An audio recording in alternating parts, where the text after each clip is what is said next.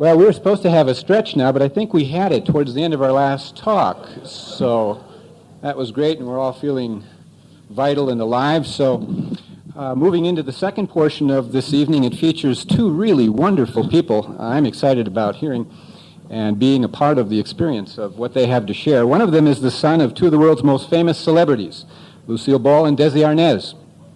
His childhood was a whirlwind of one success fueling another.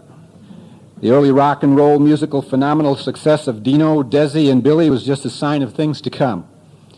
Desi has starred in numerous major motion pictures, many movies for television. He's appeared in his mother's television series, Here's Lucy. And because of the nonstop pressure of his starborn life, Desi turned to the study of self-development at a young age. And this direction eventually placed him in contact with inner health author and teacher Vernon Howard. Desi's in-depth studies, coupled with his unique life experiences, have provided him with many powerful practical insights into the true nature of success and creativity, and how to conquer stress and anxiety. Today, Desi is the national spokesman for Vernon Howard's New Life Foundation, and through his volunteer work, he's given hundreds of seminars and really helped thousands of people. Now, tonight he is joined by his wife, Amy Arnaz. And Amy owns and directs her own dance and fitness center. It's called Dance, Etc. in Boulder City, Nevada. She began her study of ballet at the age of 7, and while attending college at San Diego State University, she danced with the San Diego Ballet Company. Amy traveled to New York to study with the famous Joffrey Ballet School, hope I pronounced that right, before returning home to Las Vegas to join the Nevada Dance Theater. As I say, Amy has owned Dance, Etc., and she's taught ballet, tap, jazz, and exercise there for 14 years. She is a certified fitness instructor. Desi and Amy met while attending a lecture given by Inner Life author Vernon Howard at the New Life Foundation in Boulder City. They've been happily married for nearly 5 years, and together they give seminars that help people have happy relationships everywhere. Their topic tonight is how to have a good day every day. Won't you join me in welcoming Amy and Desi Arnaz Jr.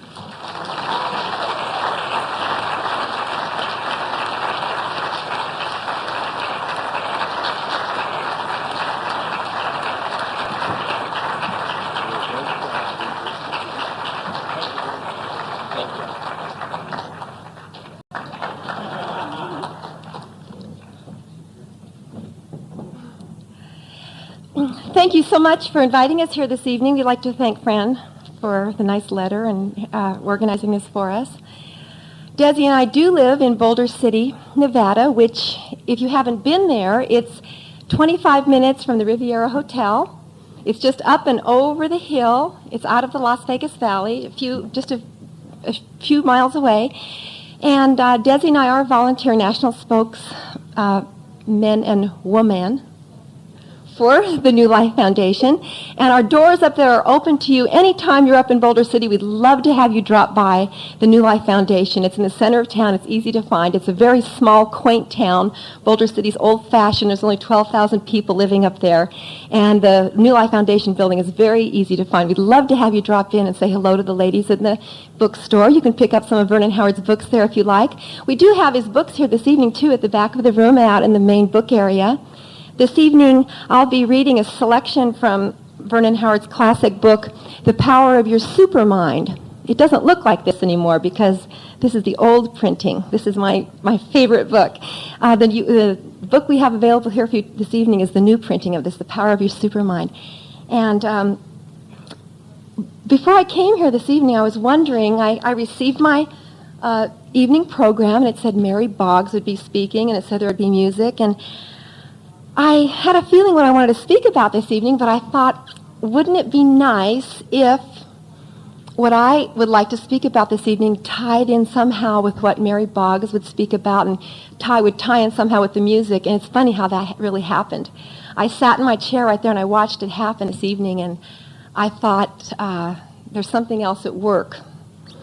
And Mary spoke a lot about having a dream and not leaving your dream and following your dream no matter where it's taking you, not even if you completely understand what the dream is. You don't understand, you don't actually in your mind have a full formulation of what it is, but you have a really good feeling in your heart about it, and you know it's right, and you're yearning for it. And then we had the song about follow your dream, and just this evening before we came here, Desi and I had dinner, and in my fortune cookie, it said, stop searching forever, because happiness is inside you. I got that tonight. Isn't that funny? And it's just, so the story I want to tell you this evening, it is just falling very naturally into the atmosphere tonight. And it's a fictional story about a girl, and this is a story that I heard many, many, many years ago at the New Life Foundation. It's one of the hundreds of stories that Vernon Howard has told about the higher life, the journey to the higher life. And this was always my very favorite story. I've told this story before, and every time I tell it, I feel more passionate about it. And you can substitute yourself into the story, or you can substitute your best friend or your mom or your neighbor, anybody you'd like. This is a story about a young girl who was born to two very nice parents.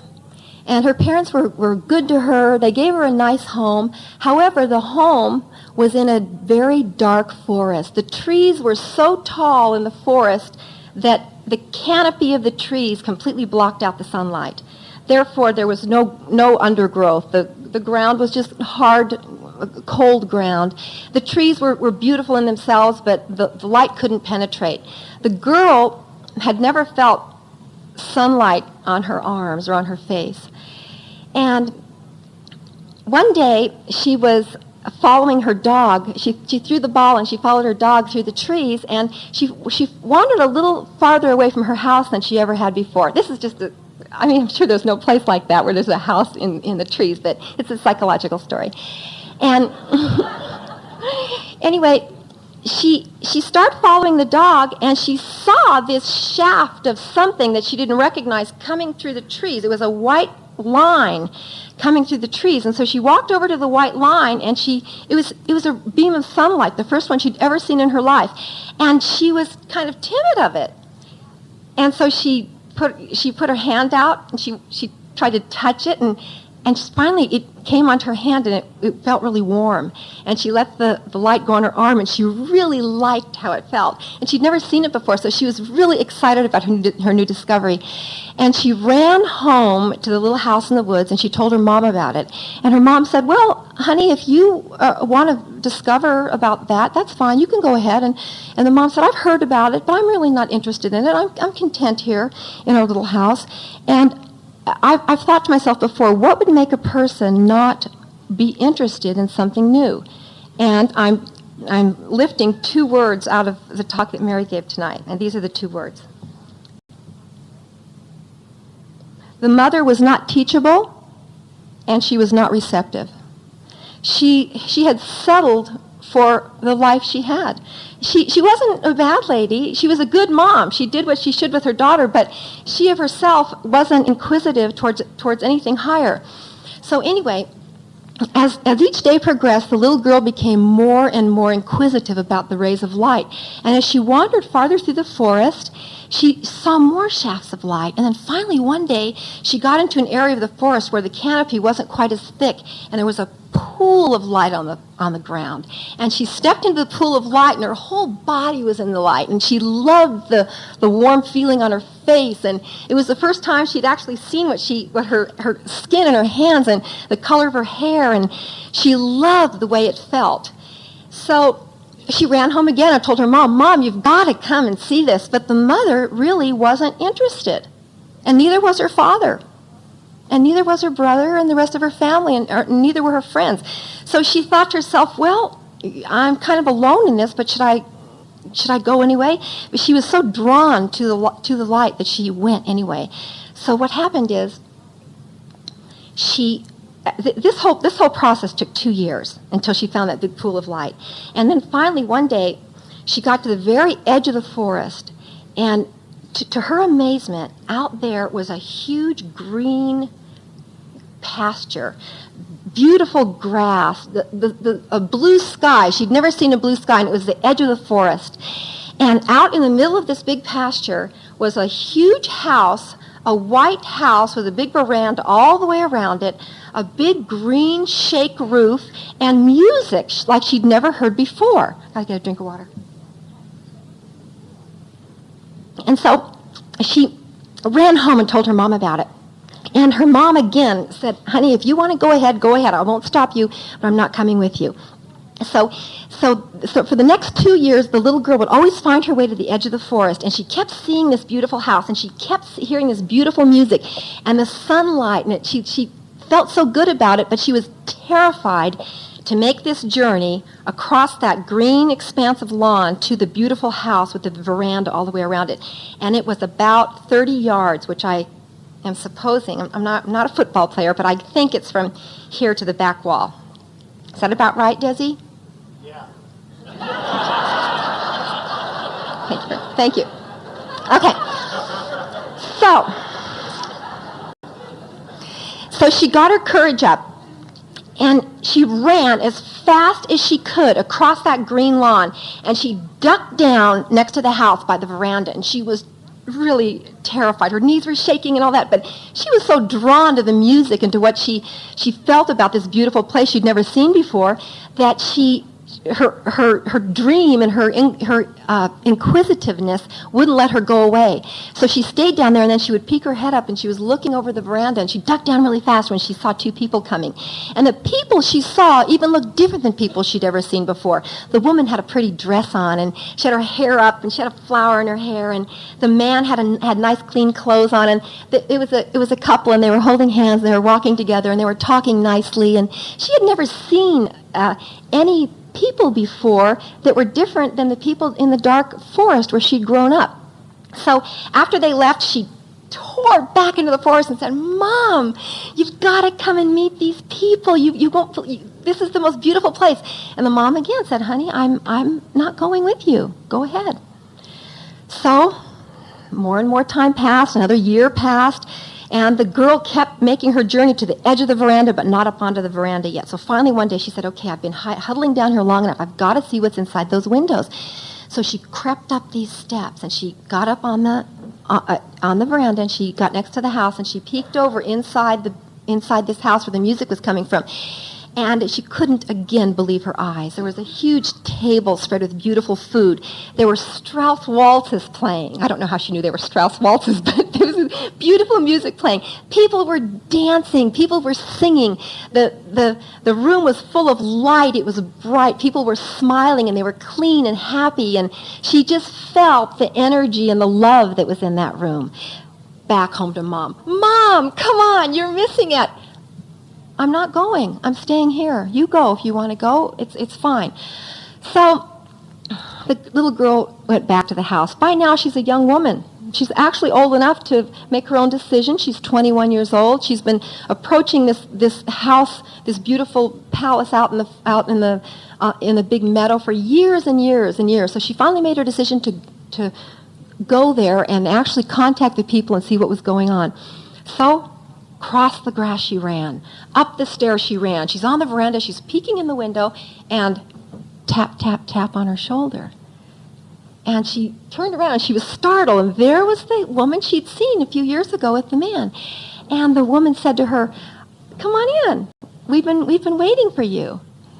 And the girl said, what do you mean you've been waiting for me? And the lady said, we saw you when you were a little girl at the edge of the forest. We saw you peeking at us from the edge of the forest years ago. We saw you the day you ran across the lawn, and we were cheering for you because we knew how much courage that took. And we knew you were down there on the veranda, hiding on the edge of the stairs that day for all those times. We knew you were peeked in the window that day, but we didn't want to force ourselves upon you, and we didn't want to make you feel uncomfortable. So we waited for you to approach us. So they took her inside, and she met everybody in there. Everybody was very friendly to her. She got to dance. She got to sing. She got to eat the food. She got to shake hands with everybody. And she said to the woman out there, she said to the woman she'd seen in the pretty dress, she said, why were you so patient with me? Why didn't you come to the edge of the forest years ago and pull me in? Why didn't you come out on the veranda and pull me in? Why did you let it take so long before you let me inside? And the woman said, because we were you. All of us came out of the forest. And we knew you had to make the journey by yourself. We knew you had to want to be here. You had to follow yourself, and you had to make it here on your own. And you did it. And so that girl followed her dream. And after that time, she lived happily ever after, and she had a higher life, and she had a beautiful life. She still saw her mom, and she still loved her family and loved her mom. But she had a whole new circle of friends. She had a higher life. And she always wanted her friends and her family to come with her, but some of them, well, her mom, for example, and some of her other friends didn't, but eventually she made contact with some of her other friends, and she helped some of them. And I want to connect that with something here in this book, The Power of Your Supermind. You're created anew every moment. Life becomes easy when you choose in favor of your own enlightenment. So the girl's life was no more a life of pain and agony and yearning. She had a brand new and a higher life. And another paragraph in here. If you create a vase out of soft clay and do not like its shape, it need not remain as it is. The jar has no power to prevent you from changing it, as you are in charge. Its present shape has nothing to do with what you can do with it. Likewise, your present is not fixed. The future is in your hands. You're capable of remolding everything into what you want. The initiative is yours. Choose in favor of yourself. Do not remain a prisoner of traditions which you have been told are true. Accept nothing as true which is not your truth. Remember, the entire universe is on your side. Isn't that beautiful?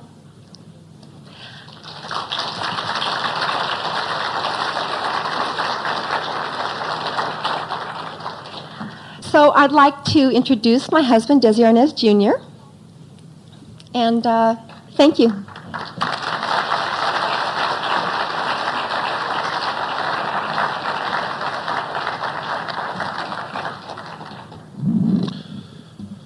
Hi. It's really nice to be in an atmosphere where people are interested in something higher, especially here in Las Vegas. Isn't it?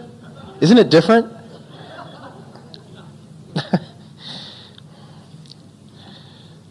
So remember that when you go out on the strip tonight. If you do, be careful out there. I really like that story that Amy told. And I'd also like to thank everyone for inviting us here.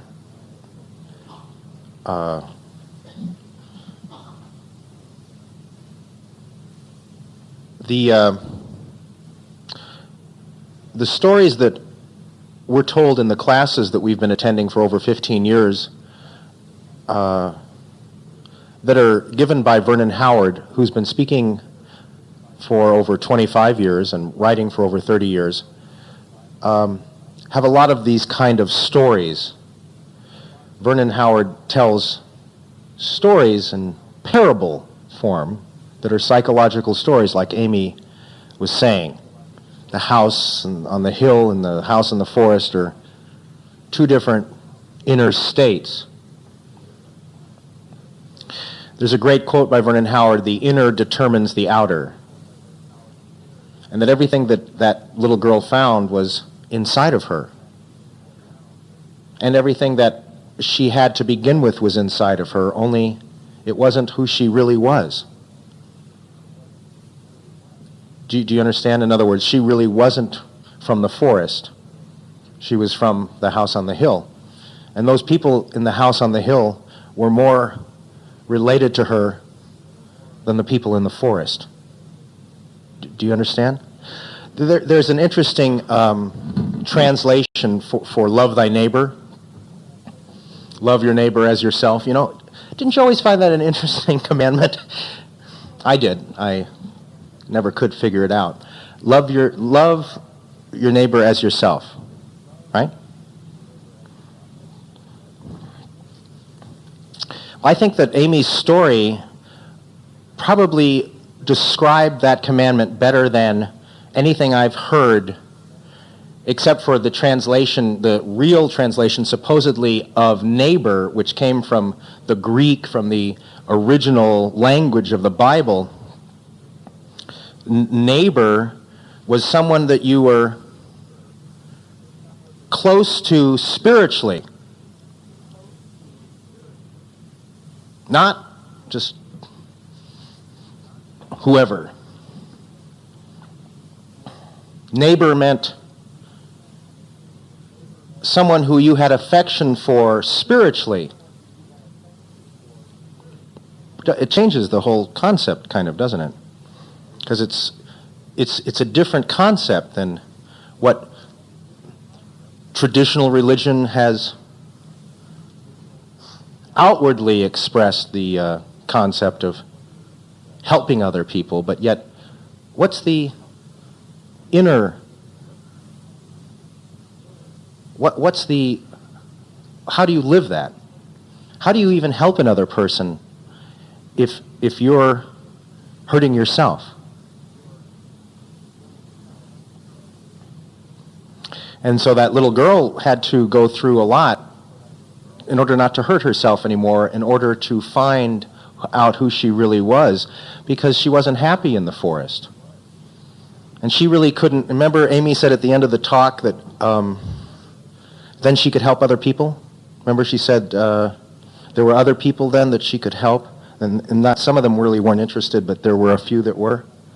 So that connects with that too. How do you love your neighbor? As yourself, and then that connects with not hurting yourself, because if you hurt yourself, how can you love your neighbor? It's not what I was going to talk about tonight, but I think it was apropos because I didn't know what Amy was going to talk about. Anyway, I, as Amy said, that's a Vernon Howard story about the little girl, but that she's taken and made really something that she feels very strongly about. I don't even remember, was that like 15 years ago when he told that story? 10 years ago? Yeah. Anyway, he's always telling amazing stories about everyday people. Vernon Howard, one time, someone asked him how he found out what he knew, and he said that he was an ordinary man who found the extraordinary. And I'm very grateful to have been someone who was able to be in the right place at the right time, which kind of connects with what Mary was talking about, which I actually thought was very powerful, what Mary was talking about. Because, did you ever hear the saying, be careful for what you wish for because you may get it? Yeah.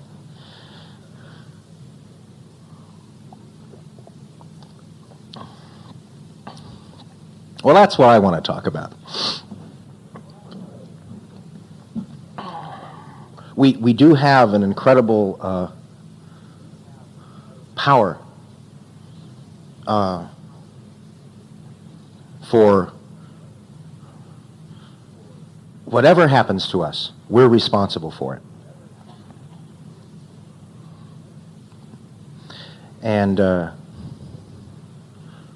taking responsibility for your life versus not taking responsibility for your life. Both ways you get something. One way you get irresponsible behavior, and the other way you get responsible behavior. The higher way, the true way, the honorable way, is to be a responsible human being. Now, what does that word mean? It's a very nice word. It means the ability to respond, the ability to act according to, and it means that you're in command. And another thing that happened tonight, the song about blaming other people. I think a big problem that we all have is that we look outside of ourselves for our happiness as well as our unhappiness. And if you're looking to somebody else for your happiness, then when it doesn't work out, then you blame them for your unhappiness, right? At least that's what I did.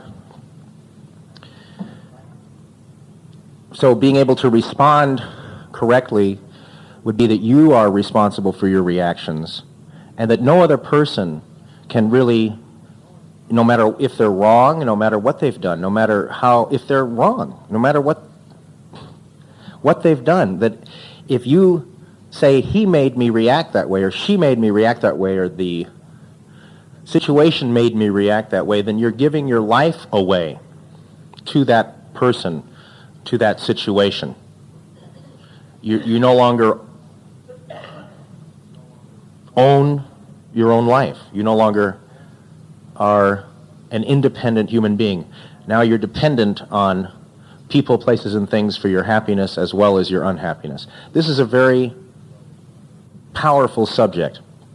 There's a great quote by Vernon Howard that says, "Permitting your life to be taken over by another person is like letting the waiter eat your dinner."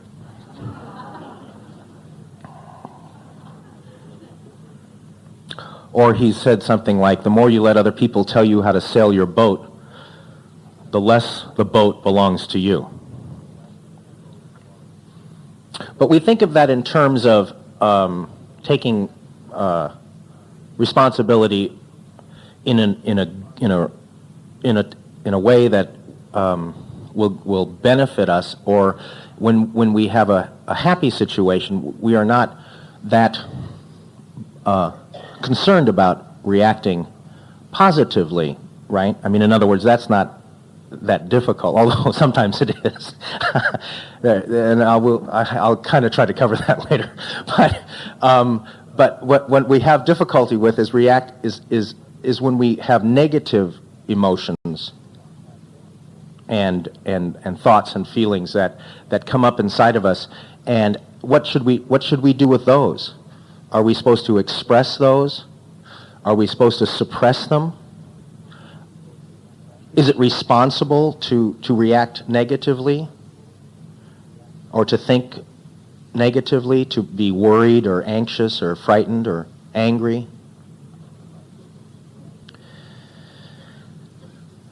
The Power of Your Supermind, which is the book that Amy read from, has a couple of very powerful paragraphs that I'm going to read. One of them is called "The Exalted State of the Amazing Supermind." Since it is necessary to select a single word to indicate the higher force covered in this book, I choose to call it the supermind. The definition of supermind is not complex, it is quite simple. I mean the mental faculty which is above and beyond conditioned human thought. It is the same thing as awareness, consciousness, or esoteric thinking. It is what an Eastern mystic would call the silent mind, or what the New Testament calls the kingdom of heaven within. It is your true self. Quite simply, it is the force within every man that is as high above the ordinary mind as the sky is above the earth. The state of the supermind cannot be described with words. It must be experienced by the individual seeker. It is best explained by what it is not. It is definitely not the conditioned mind. The supermind is free of all negative conditioning. It has no fear, no painful cravings, no doubts. It knows everything needed to be known for a successful life, and it is happy. The conditioned mind is that part of us which has been influenced and molded since birth. It has an acquired mass of opinions, beliefs, contradictions, and mechanical reactions, all of which get us into trouble. The conditioned mind does not represent a man's basic self. Therefore, may break away from it. Our everyday mind can start the search for the new life, but sooner or later we must rise above it to the Supermind.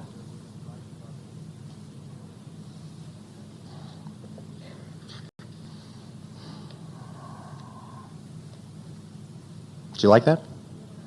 You want me to keep reading? This is really good. It's not too much further. We now come to what happened. Let's see. Okay, yeah. We now come to what is perhaps the trickiest trap set in the path of the spiritual pilgrim. His blithe assumption that he can use conditioned thinking to find truth and reality. Impossible. The everyday mind, although conditioned, is strictly limited in its activities, like a collie dog tied to a post. The ordinary mind consists of stored-up memories of facts. It knows only the old habitual ways. Now, this is good and necessary whenever we want to conduct our business or cook a dinner, for we call upon our memory of facts. But any attempt to use the mechanical mind to penetrate the spiritual world will always fail, even if it appears to itself to succeed. Genuine spirituality means to break into the unknown, the unconditioned, and this is why so many seekers fail. They inwardly or fearfully resist the unknown mysteries of reality, or they prefer the falsely assumed security of familiar words and exterior authorities. To repeat, the supermind has nothing to do with the storing up of memorized ideas, including those of spiritual matters. If we are wrong about spiritual matters and have a dozen college degrees, we are still wrong. This brings us to a vital principle. We must not make imaginative assumptions as to the nature of the supermind. Such assumptions will spring from the old mind and will produce another old picture, although perhaps in a different kind of frame. We must guard against seeing what we merely wish to see. Assume nothing whatsoever about the supermind, any more than you would assume the nature of a countryside you intend to visit. You would not tell the countryside what it should be like. You would let it surprise you with its newness. Do likewise with Supermind. Supermind exists within everyone, but man is asleep to it. Our entire task on earth is to awaken to the unfoldments of Supermind.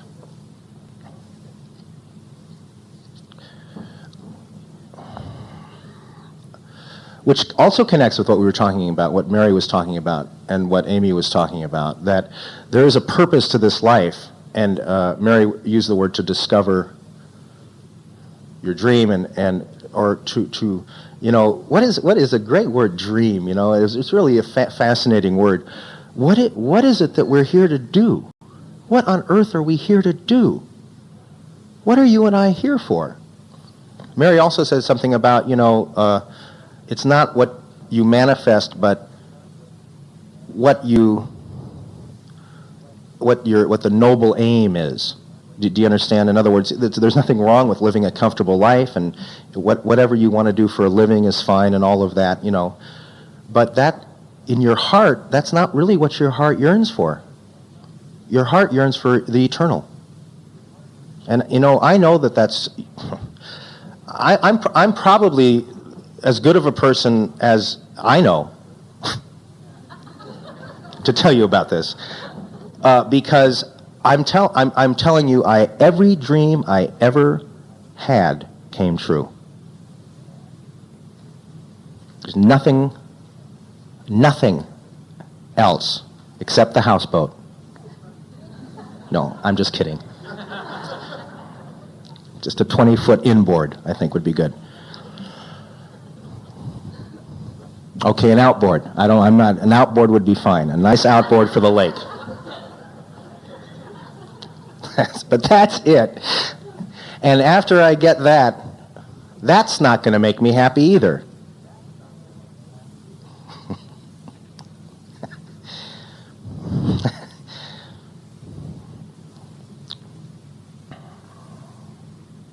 Do you understand what I'm saying?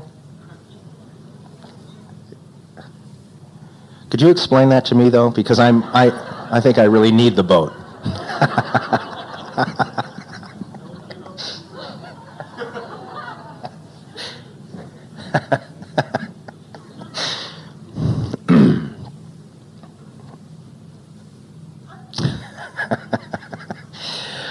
Oh, gosh. I started thinking of when Amy and I were first going together. I love the ocean and water and being out on the lake and body surfing and everything about the ocean. I just love everything about the ocean. And Amy, when we first met, said, I love the lake. I love the water. It's great. I want to go out on the lake and be on the ocean and be with you on the lake for long periods of time. We'll go picnicking. We'll go to the beach. And she did for like a year. And then something happened. I was going, well, let's go to the lake. Oh, I don't think so. I don't want to go to the lake. Well, why not? Let's go to the lake. She said, Desi, I don't know how to tell you this, but I never liked the lake. Never liked the ocean, really. And so, but anyway, she's actually kind of reversed her feeling about it, right? But you like it a little more now. Well, I mean, sometimes we go down to the ocean down south, and you like it down there, right? But she doesn't go in the ocean as much. And so, but in the beginning, I really thought that she was, going to be there all the way underwater, but it didn't work out. That's right. But the moral of that story is, so what? It's like the boat, I mean, whether she was in the water or not, that's not it. That's not what's gonna make me happy. That's not what's gonna satisfy my heart. She doesn't like getting her hair wet. Look at all the women are going, yeah, and the men are going, gee, I don't know. I'm kind of with you, Desi. I don't understand. Huh? Yeah.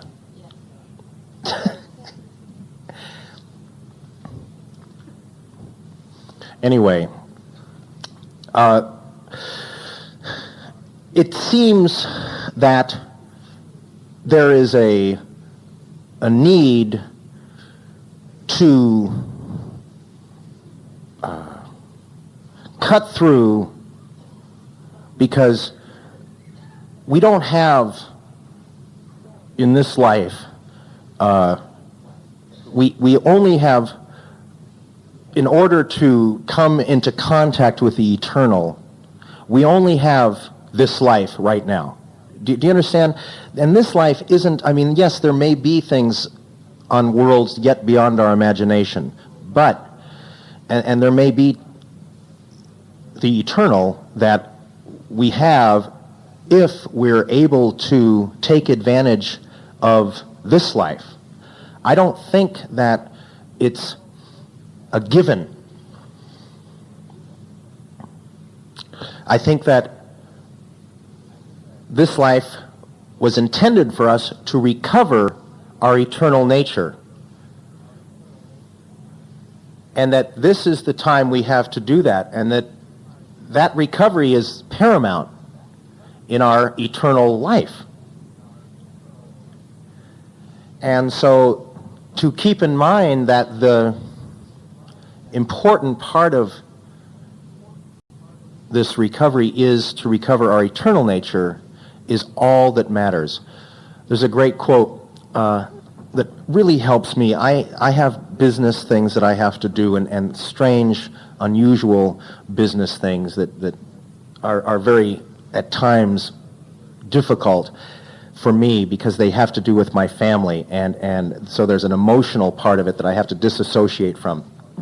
And there's a great quote that's helped me that is basically, what does that have to do with my search for the truth? What is that, meaning, what does that worry have to do with my search for the truth? What does that negative emotion have, what does that problem out there or inside of me even have to do with my search for the truth? What am I doing throwing my life away by being nervous or being anxious or being worried or being bothered by anything? And I'm the worst culprit of what I'm talking about. Do you understand? I'm not talking to you. I'm having a dialogue with you about something. I am not an expert on the inner life. I'm a student. And I don't want to hurt myself anymore. And what's happened to me in the last 15 years is really a 360 degree or 180 degree anyway. I mean, my life is totally unrecognizable. Another thing that Mary said, my life really is totally unrecognizable, but I still see someone who looks familiar occasionally. Do you understand? In that mirror, oh boy, I remember you. You're the angry one. Or you're the frightened one. And those ones inside of me, that angry one and that frightened one, they're not who I really am. They're that conditioned mind. They're that mind that Vernon was talking about. And there are a lot of those eyes with a small I, not a capital I, inside of us that are pretending, imposing their will, their imposter selves. And there are impositions on my life. And that's what's different now. Before, I thought they were me. Before, I believed in anger. I believed in worry. I believed in those negative emotions. I thought that they were going to help me, that's the most insidious part. I had a problem with drugs and alcohol, and negative emotions are like drugs and alcohol. They pretend to help you. Right? Drugs and alcohol initially, I don't know how many of you have had a drug and alcohol problem, but they, drugs and alcohol initially, you think it's, 20 years ago we thought drugs were going to enhance our perception of life. Even in spiritual writings, there talks about how drugs can get you close to perceiving, the truth and things like that, and we thought it was going to make us feel better, help us, and it wasn't. It was very insidious and pretended to be something that would help. Great pretenders, they pretend to help you. Well, if I didn't worry, I wouldn't care. Can't you see how much I love you? Can't you see how angry I am? Right? Isn't that? And the people that we say we care about the most are the ones that really, really are in trouble. Isn't that true? Why is that? The ones that we say, I love you to, are the ones that we get angry at. Anyway, these were the problems that plagued me. You have to look inside of your life and see whether that's not true or not. But what I realized was that, well, if I'm getting angry at the one I say I care about the most, I must think that anger means that anger is love. I guess anger is love. That's it. That must be it. And I wasn't alone. There were like nations who thought that way. Planets, whole galaxies of people maybe. God only knows how many groups of angry people who loved those people they were angry at. Right? I don't know. I mean, where does war come from? And anyway, underneath that, because anger is really a bluff, because it's not real anyway, because the angry person isn't strong, the person's weak. The nation's weak. There's no more. Anger's not a virtue, so there's no virtue. Anger is a sign of weakness. And underneath that, the person who's weak is afraid. And he's afraid, or she's afraid, because she's pretending that she knows what life is all about. It's kind of like the actor who's on stage pretending that, who never prepared, who never learned the lines, and he's pretending he knows the play. And he's scared to death of being seen through. And so anger is a way to cover the fear. Fear doesn't help. Anger doesn't help. Fear, worry, nervousness, anxiety, just this sense of something not being right. Do you ever feel that? Just there's something wrong, and there's something you feel, you don't even know what it is. You don't even know how to put your finger on it. It's just you don't feel like. There's a great quote by Vernon Howard that says, people worry over the absence of worry, which is like thinking that the end of the storm means the end of the sky. Do you understand? In other words, we're so used to worrying. It was like, if I didn't worry, what would I do? What would I do all day?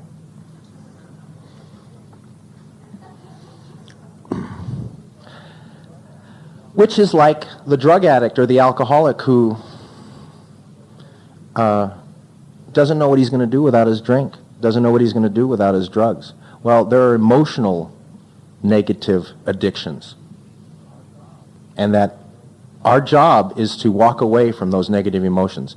And the other way, this being free, personal freedom, independence, inner freedom is difficult, but it's not impossible.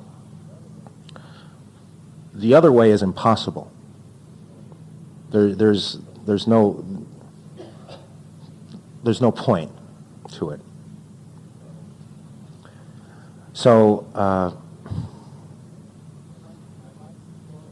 I'd like to close by reading another paragraph. It says, your request. Don't expect your friends to get excited over becoming sane. They think they already are. That is their delusion and suppressed agony. Who can be helped?